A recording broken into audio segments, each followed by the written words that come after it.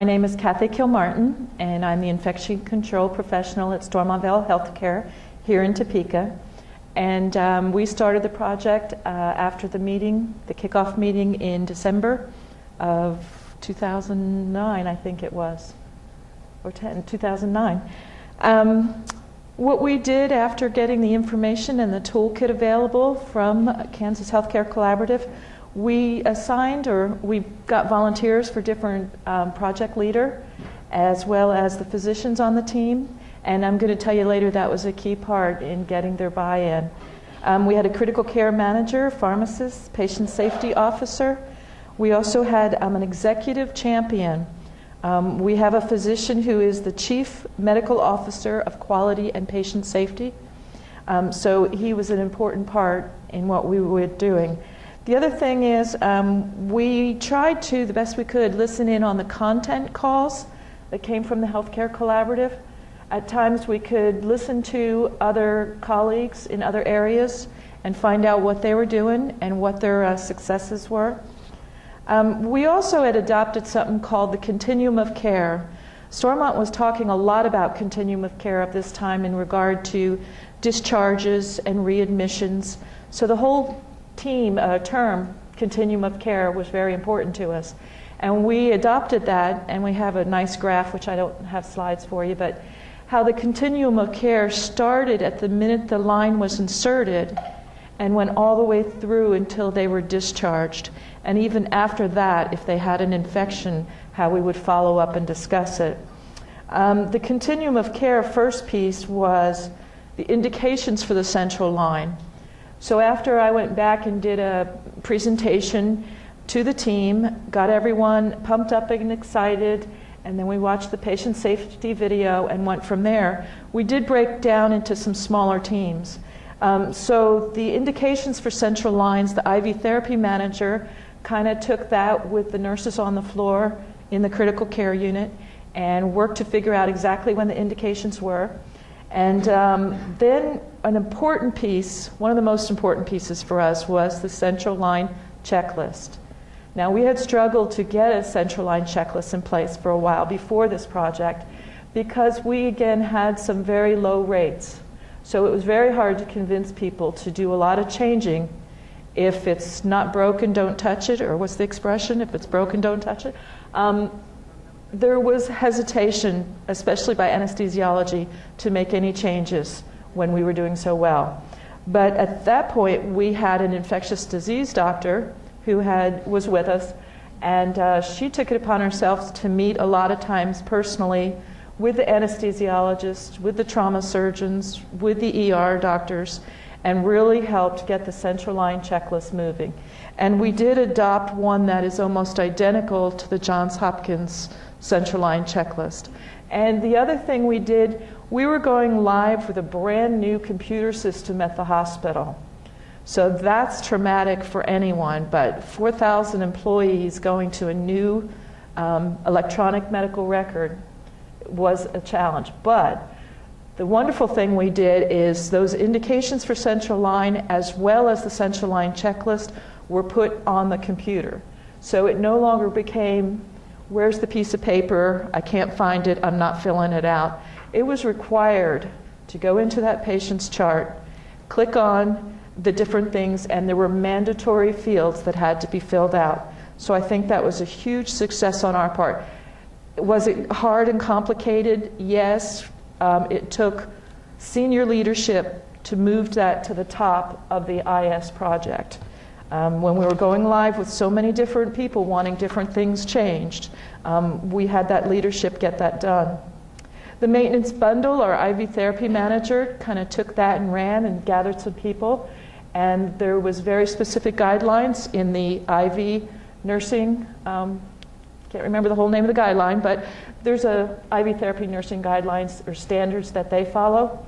And one thing that I want to say that Stormont has had since I started doing this, I started about 13, 14 years ago, and they had it way before that, was an IV therapy team. They have very specific IV therapists who have been trained to insert the PICC lines and assist with the central lines. They do the maintenance care or maintenance of the central line, and they're checking on them, and they do the dressing changes, and they keep bugging the doctors when they can come out. So I think our rates have been low forever partially because of an IV therapy team. Back to the Continuum of Care a little bit, after we got the maintenance bundle going, we already had in the critical care unit a quality type checklist. It was a reminder checklist to make sure the nurses covered everything they needed to cover on a daily basis. And what we did is there was a little bit of a checklist there on Foleys and ventilators, and there might have been a little bit on central lines, but they really emphasized that, restructured it. Again, I think that was a template from Johns Hopkins. For the daily checklist, we really asked the doctors, and we're fortunate at Stormont what they do in the critical care units. We have intensivists who are assigned to that unit for that day. They will go to the patient room in daily rounds. There's a small team that follows the computer on wheels, goes to each room. There's a green, and we made it color-coded for a very specific reason, green daily checklist, and the nurse will go through each one of these steps for patient care and safety and talk to the doctor, and there with them is the pharmacist if any changes need to be made. The dietitian is there. We've accompanied them at times. It can take quite a while to do these rounds, like an hour and a half sometimes. I can't always devote the time to be there, but I have my colleagues who are very good friends. When the doctor starts saying, "Ooh, I think this might be developing a line infection," well, they're on the email to me within, hours. "Hey, Dr. So-and-so said this might be a central line. You want to keep an eye on it." So we have a very, very good rapport with all the people in the departments. Another part of our continuum of care, we had decided that if and when we have a central line bloodstream infection in the adult critical care, we would do a root cause analysis. We would pull together key people who might have been involved, IV therapy, physicians, infectious disease doc, and we would sit down and review it. And we have one that we're kind of looking at right now, but we pulled together those people and we're going to talk about it. Might have been an insertion issue, and we'll talk to the physician who inserted it to see if anything special had happened in the ED while that was being inserted. The last part of our continuum of care is money, what we called it, but we put it last because it is kind of last in my view. We know we're part of the hospital pay for performance program that's coming up. We know we have to submit our data to CMS. I believe Stormont Vail is chosen for one of the ones for 24 validation, and we have to submit every positive blood culture that had a central line to CMS for review, and we know we have to do that, and we know it's going to be tied to performance. So we're going to do everything we can so we don't have to report any and lose any finances. But like I said, that's, in my opinion, the bottom of the line for us. For our data, we were very lucky. Our last critical care central line bloodstream infection was September of 2010, which was about 19 months ago. So we're very pleased with that. I will say we had, thank you. We did have one gentleman who was in critical care for days and days and days, if not months. He was transferred to the floor months later. And this guy was here for over 120 some days for numerous reasons, but he did acquire a central line bloodstream infection when he was out on our 6 North medical floor. And we went and investigated him as much as possible. And he had been on TPN for a tremendous amount of time for his disabilities and nutritional support. So we had that one outside the critical care, and we reviewed it, and it was I'm not sure anybody could have prevented, but we tried the best we could. It was a challenging case. Back to statistics a little bit. For our overall hospital, we've been about 0.4 as well as the other hospitals speaking. 2009, we were at 0.1, and we were so excited. We were so sure we had everything in place. That's when the program was beginning at the end of the year, and we were like, well, we may not need to do that program either, but as soon as they say collaborative anywhere, KDHE might say collaborative, KFMC might say collaborative. Well, our leadership is out there, I think, just trying to find collaboratives for us to join, which is good. But so we did join, and we were really pleased we did. One other thing I did calculate a little bit, that over the last back to 2006, I did a little calculation, and of the 21 bloodstream infections, only 4 were in the adult critical care unit. So yes, we did all of our work for the adult critical care units, but then we realized it before, but it really sunk in when I looked back all the way to 2006. All of what we did for them has to be spread to the rest of the hospital, because it looked like the majority of our central line bloodstream infections were not in critical care but outside. So many of the things that we did in critical care, the IV therapy team still goes outside the hospital. They're doing the maintenance, the insertion. We need to get involved in doing daily checklists for the rest of the hospital. Anybody with a central line or Foley VAP, maybe we need to really expand the central line, or the checklist, the quality checklist. So that is one thing we're definitely going to work on. To emphasize the education that was going on, we also had an annual mandatory skills fair, which encompassed all of the nursing staff. I believe PCTs and some other staff too all had to go to the annual competency. Well, I can't tell you how many patient care service people we have, but let's say it's 2,000 to go through an annual competency. Everyone felt there might be a better way to streamline that, so it really wasn't a mandatory skills fair type thing that we did anymore. And when that went away, it made us all very nervous, and I wasn't happy with it, and I understood there's a lot of education for the nurses on a regular basis. But when we did this study, and the more we talk about it, and the more we know the impact, with the VAPs, the CAUTIs, and the central lines, we're going to need some probably annual mandatory skills. And I do know that we were invited to our new, it's education and organizational development department, where they're going to do a lot more education and organizational ideas and development that they have talked to us already, and there is going to be back a skills fair type requirement that they are going to have to come back through. And it will not be just IV therapy nurses or anything, it will be all the nurses to learn all the reasons why we're doing this. And as this is kind of wrapping up for us, I'm presenting this probably at our infections meeting coming up and our Administrative Quality and Patient Safety Committee, and I know it'll go out to the departments and even departments not critical care. So I think that it was a wonderful program to get involved in, and it gave us support to really push, and we've been telling them to do, whole patient draping and complete PPE when we're doing insertion, and the person with them needs to wear certain PPE, and everybody has to be held accountable.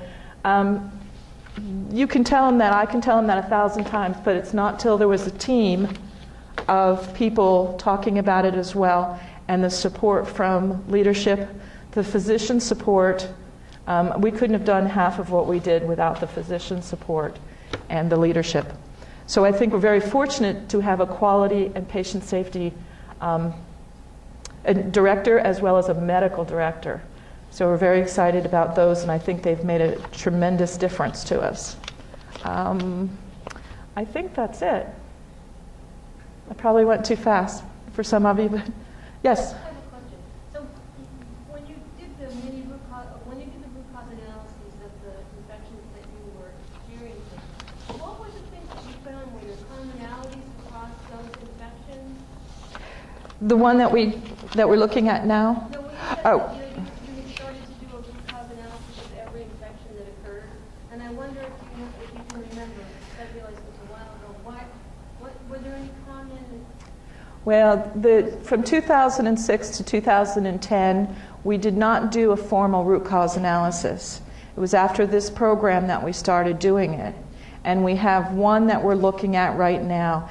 And there's a CLABSI evaluation tool, and I believe this came from some of the programs from Johns Hopkins, this evaluation tool. What we did is I filled out as much as I could with the data, and then we gave it to IV therapy, and the IV therapist could get into the chart and look up a lot better. But one of the key things was how many times, maybe not for this case, but I've seen it especially with a case we had back in June that was not in critical care, how many times that line is entered was incredible. And you know, I could just count it on the new computer system, but I bet I didn't count all that really occurred, and I was surprised at the number of times this line is entered. So scrub the hub kind of idea is one of the key things I think involved in it, as well as making sure the lines are changed when they're supposed, the caps are changed when they're supposed to be. This particular one, this is a frustrating one because it's 3 out of 4 bottles with staph hominis, and yeah, they had all the signs and symptoms, and it is a central line bloodstream infection according to criteria. It was only a couple days after insertion, actually less than 48 hours after insertion. So we believe it's an insertion issue, and maybe it was a trauma. No, it wasn't a trauma. They came in septic, and it was put in the ED. I think maybe more scrubbing before or after, I don't know. But yeah, we've used this evaluation tool for looking at those for root cause analysis. Great, I'm sorry, I didn't realize that was your first. If in about 19 months, this was our first. And I have one other question for you, and I'm wondering, it was a really nice presentation, and have you shared your data? Have you shared the progress that your ICU has made with the great work that they've done in making care safer with the leadership of your hospital and your hospital board? Yes.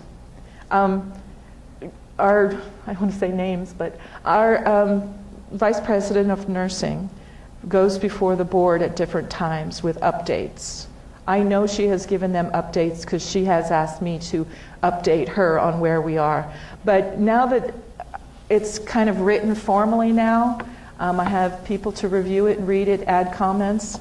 It'll go to this Administrative Quality Safety Committee, and then I believe that goes to Medical Executive Committee, and then it'll probably go to the board.